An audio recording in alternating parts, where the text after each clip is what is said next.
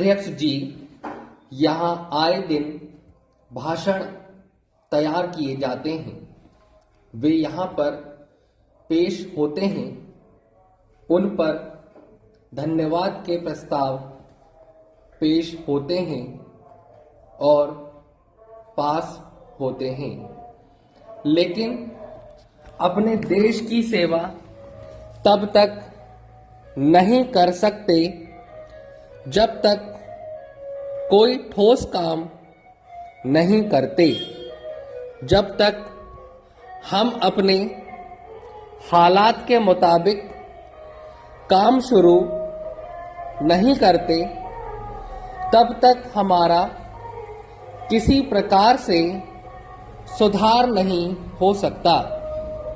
इन कामों के लिए सर्वेक्षण करना चाहिए, लेकिन इसका लक्ष्य हमारे सामने नहीं है।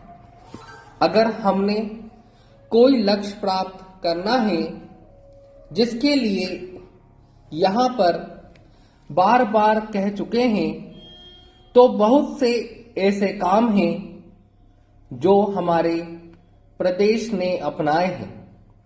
बहुत से काम ऐसे हैं जिन पर चलकर हम अपने को आगे ले जा सकते हैं। मिसाल के तौर पर इस शिक्षा के बारे में कई बार कहा सदन में कि शिक्षा की पद्धति जो हमारे मुल्क की है वह हमें अंधेरे की ओर ले जा रही है। वह शिक्षा जिसके द्वारा इस देश ने संसार भर में गौरव प्राप्त किया था, वह शिक्षा जिसके द्वारा संसार ने हमें गुरु माना था, वह आध्यात्मिक शिक्षा जिसके द्वारा हमारा संसार लोहा मानता था, उसे हम त्याग रहे हैं और अब हम दूसरी शिक्षा की तरफ जा रहे हैं। हमारे बच्चे अपने इतिहास को छोड़कर दूसरे मुल्कों के, जापान, अमेरिका आदि के इतिहास को पढ़ने में दिलचस्पी लेते हैं।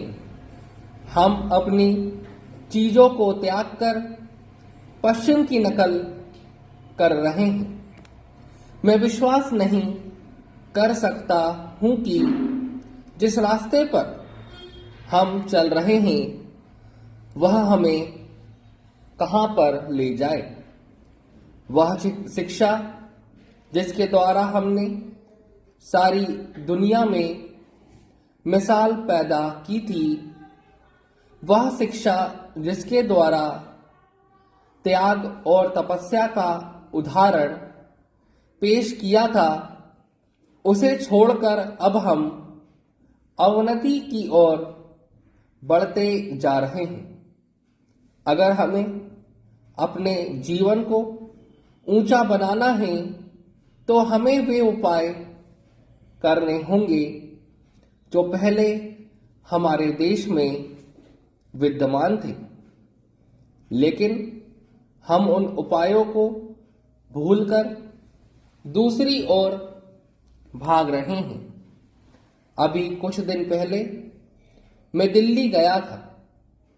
मेरे दोस्त ने बहुत ही आश्चर्य में कहा था कि एक फ्रांस के विद्वान दिल्ली आए थे।